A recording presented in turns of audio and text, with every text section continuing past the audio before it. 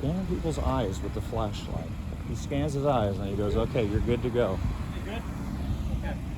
You guys looking for an escaped convict or? Always. Always, he says. Great answer. No, we're doing a DUI checkpoint. These people haven't been suspected of driving drunk. It's just that they're here now, so they're getting checked. Is that? Exactly. It takes a lot of officers. Yeah, you guys have an operation. There's like guys over here too hanging out. You guys got like what? You got drinks and beverages in the black one? Yep. But I did notice that there was a very different approach to the different cars. And is that, so you're just saying, yeah, that's the way we do it. We don't have a standard. Yeah, there's no script, no standard. The officers can ask them anything they want. But this, we're not doing a driver's license or anything kind of check like that. We don't ask for licenses, nothing. So, right. It's just conversational. Exactly.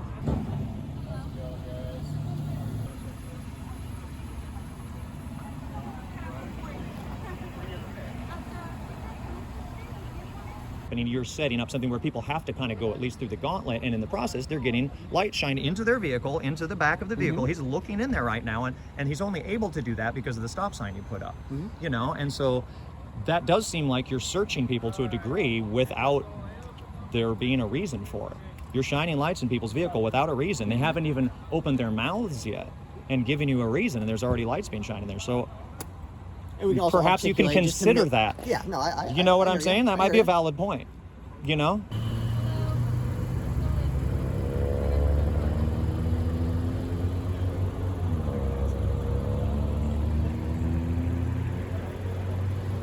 The longer I stand here, the more bizarre I feel.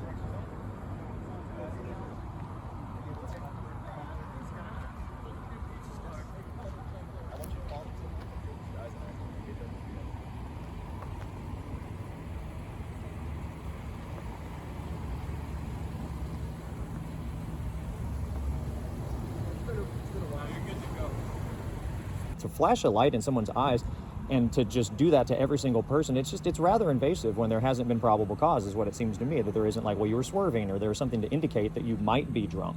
And I also noticed that like the way that they were asking, and this is maybe just to pass along to you since you were kind of the supervisor, or you would, what's your position here? I'm actually a lieutenant here. A lieutenant. I'm the boss. You're a lieutenant, you're the boss. That's the official title, is the boss. The boss. Gotcha. Good to know. Stop! Oh. Stop! Oh, that's the, oh, that's not the way to start this. They were, I was.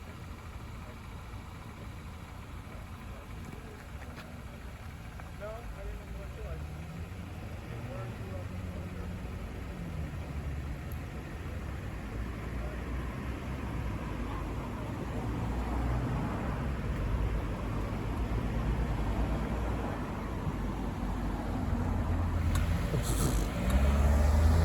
This guy damn near blows the sign. They don't even give him the finger.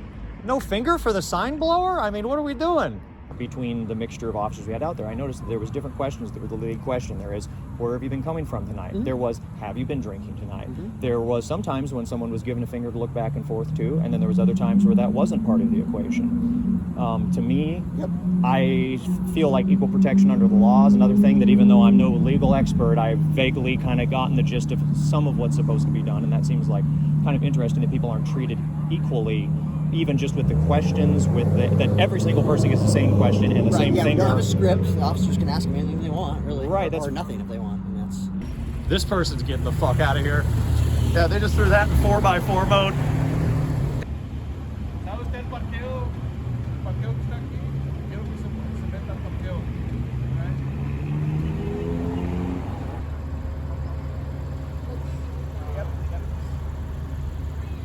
Kind of a walk the line thing going on. I don't want to go get too close to what's going on. He just looks like he's having to do a walk the line. It's interesting they're doing that in the Chase Bank customer parking lot. After hours, of course. A little after hours.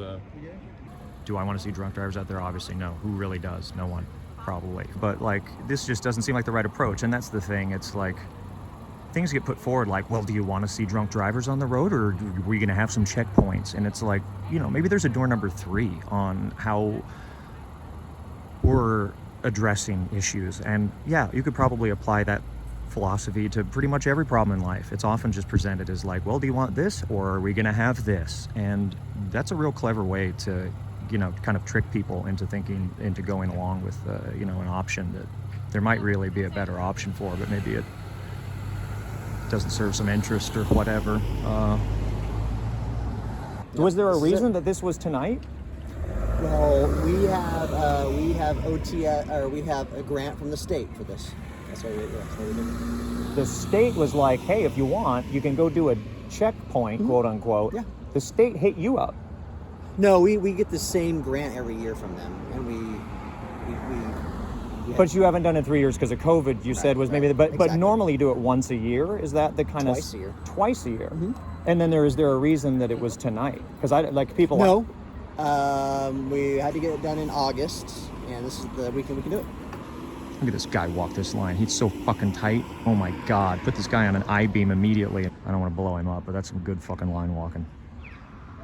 So it's like basically you just set up the stop sign system and then you're having casual conversations with people, but for most people it appears very official. And so I think that's the thing is probably what's important for people to understand is that they do have the right to say, am I suspected of committing a crime or am I free to go? That's something you hear people say a lot that kind of touches on this. And so if these people were expressing that would be a way to circumvent this to a degree at least, but you are still stopping them to at least look inside the vehicle. And I've noticed even looking in the back seat, and there's just very, as a sort of an inspection. And again, I don't want to see. I know, and again, it looks like you found one. You got a good one over here. Did you see that? The lady had that thing. That's a real. She had it open. I mean, that's a real fun container. You guys are going to take like a photo shoot with that later? It was full. She hadn't been powering it down. But. Now I noticed too that a couple people got picked up. Did a couple people actually get cuffed and taken in tonight? Yeah. They did. So it's not just you are going all the way with it. Because I didn't know if they were like, if you got somebody to give you a ride, would they have had the option? They will be arrested. No. Period. They are. You're arrested for if we run you through the tests and you're DUI, you go to jail. And it seemed to be that you were doing a walk the line sort of test, and then if that doesn't pass, does that go onto a breathalyzer? Is that what's going on? Yeah, there's a few standardized tests that we use, like your eyes. We'll have you estimate 30 seconds in your head and walk the line, maybe even hold the leg. Just different tests. Yeah. Oh, dude, I think they let this guy go. I think he's fucking driving home. Yeah, no shit. God, what a pain in the fucking ass then. And think about that. Yeah, have a good night. Yeah, thanks a lot. He's driving away now. No kidding. I think the other person over here is too. Yeah, they're both, they're both, there goes the other one. It doubles down on how insulting this is to the people that this has happened to, because they're like, oh yeah, well, gee, I guess you are all right. Well, if you come out and walk an invisible line and fucking take up, 30 minutes of your night and fucking do that, but he didn't. I could just see him being like, I can't believe, dude, the person he was with in the car was like, he's been up since 5 a.m. She was like trying to, put in a good word or whatever and be like, he's tired a little bit if he's a little, but he wasn't even, I mean, he was, dude, there is one person over here in handcuffs in the back of a police car. I did see that happen. I don't know if he's still in the back there. It's just strange. And I think the shining the light in the eyes, it's such a... they shouldn't be shining light in people's eyes. Well, are you kidding me? That's what every single one of these people is doing. I mean, are you really saying that? You've been here all night. That's what they're all doing. Well, for most of the people. You better take a look at what's going on, because they're absolutely, the one woman's like, I'm blind now. It's like, yeah, you're shining a light in people's eyes, and that not you, proverbially, the operation here is frequently, at least, not to every person, which I was also saying was a little interesting. I mean, one guy just about blew the stop sign and he didn't even get a finger. I'm like, well, all right, that's okay. Seems like we're real winging it here. I mean, it's interesting to treat people differently that way. When there's only 2 left, we keep them going. We can't have nobody there. So, You can't have nobody there? What does that mean? Right. Like, if there's only 2 officers left, they wave everybody through. They don't stop anybody because they need at least 2 sets of officers. You know what I mean? Oh, well, you're explaining it to me. I don't know. No, that doesn't seem necessarily logical, but... Well, because if there's only 2 left and they think somebody's DUI, there's going to be nobody standing here, and then, people are just so the next people are just, you put up a stop sign. And they're going to look, what are we doing here? Well, that's what everybody from the 3rd officer or the 6th officer back was doing leading up to that point. I was trying to get some interviews with them and be like, what do you think of all this? Nobody wanted to talk to me. They good? Yeah, they're good. How about the beer? No, it's not.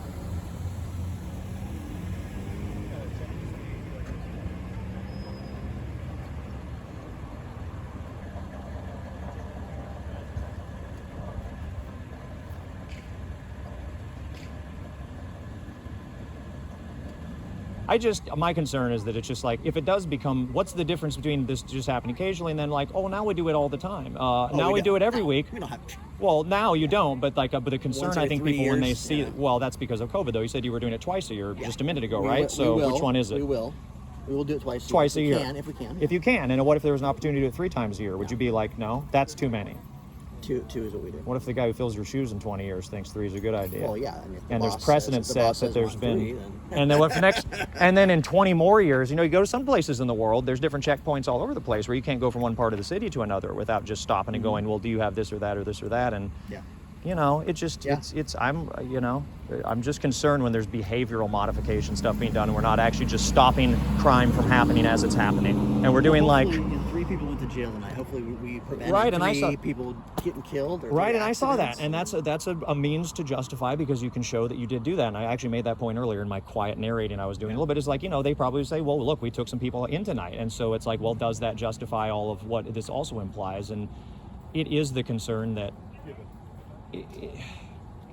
it's just like, when does it, it's like when there's a line in the sand that says, unless you are suspected of committing a crime, we're not going to even search you. I would argue that shining a flashlight in your vehicle, even if you just have it, what are you doing shining flashlights? People look at you said, yes, they could ask if they're free to go, but you've made people stop, and then you're going, I'm looking in. That's kind of searching them to a degree where it's like, based on the idea you're looking for alcohol too, so you're sort of suspecting them of having alcohol, maybe. So there's a specific thing you are looking for. You're not just like, Well, yeah, I mean, it is a oh, DUI we're just checkpoint. having a conversation. It is a DUI checkpoint, right? Yeah, so, exactly. And thank yeah. you for, because it is like, there is a kind of an agenda with the thing. We're looking for alcohol, so it's not just totally neutral. Like, hey, how's you doing?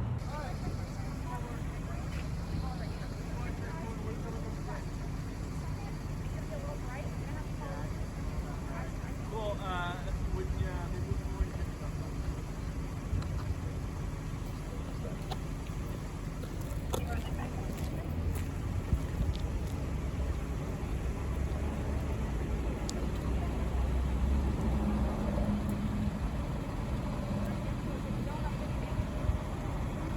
Is the breathalyzer the ultimate? Does that have to be done to arrest someone? option. That's an option. Absolutely. I just, you know, the whole point is like, I thought you were supposed to have been suspected of a crime, and it's like to just be like shining a flashlight in people's eyes and being like, you've been drinking, you know, you guys playing a band? Like, you know, I don't need to go on with my opinion. It's like everybody should just, you know, make their own opinion up about this.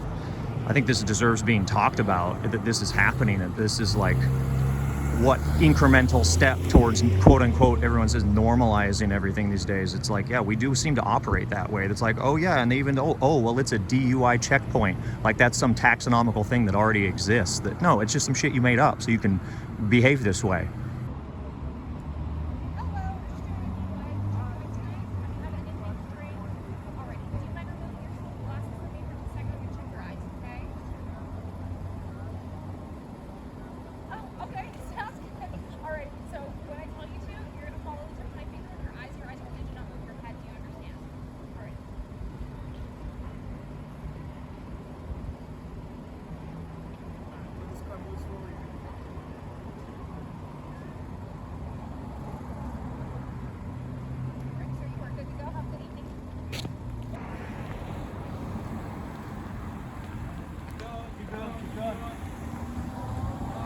Oh, they're on pause. Look at that. These guys just, I guess everybody's on break here. These guys, boy, they got lucky. Those are the 2 drunkest people tonight right there. What can I do? I'm just sitting out here with this tree next to this parking lot, next to this bank, next to this intersection, next to this gas station, next to this Starbucks, next to this courthouse. It's quite a cast of characters out here, really.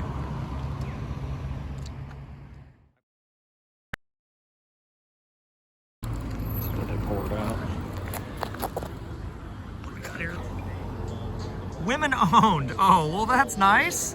Come on. What are we doing here, guys? Let's support that. Can I tip this right side up?